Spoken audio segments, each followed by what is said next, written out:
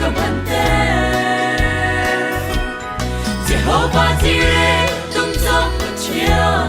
tân hương moria cha ana shen mi cho ta có đi và khát nô ba khát cái dòng lòng na mi khi alo mi xoa le mi bal mi thun ham mi cái sinh ai mi tin mi phê le mi cha bang in na cái dấu la cái phù sim lâu cái phù lâu mi xoa đến chiang mo man quan ram siang pa sang in su Carmen para na cái chim có mu khi cái rua ao lung lom nang mi khi biang in alo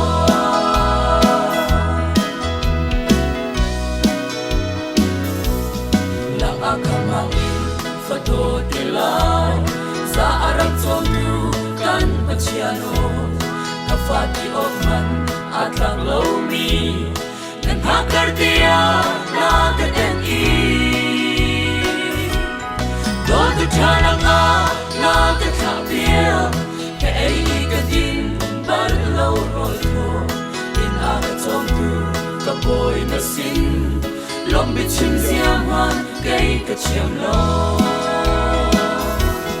mi swa le bi par mi thun han bi mi ka sin a di mi din mi fe le mi cha ba in na ka zau la ka pu sim la ka pu lo mi swa den chiam mo wan ko ram siang pa sang in su Carmen para na ka chim ko mu ki ka rua ao lung lom nak mi khi biang in alo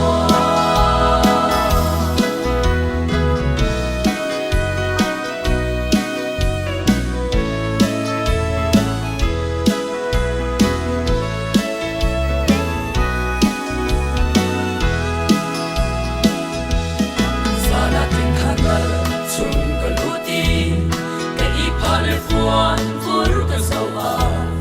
sai kau hen ka si yu thuk tiang in ko sik thai lo lu ten na ka chia ni ku chim le voi in na ka khin sin ka chwa ni thar na ka moter hallelujah mo ba na cha ni swal ka cha na cha kun ko le mi par mi thun ham mi ka sin ai mi din mi fel le mi cha ba in na ka zau la ka pu sim lo ka pu lo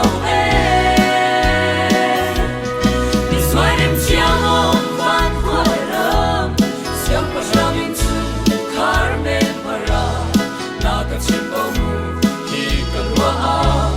lung lom na mi khi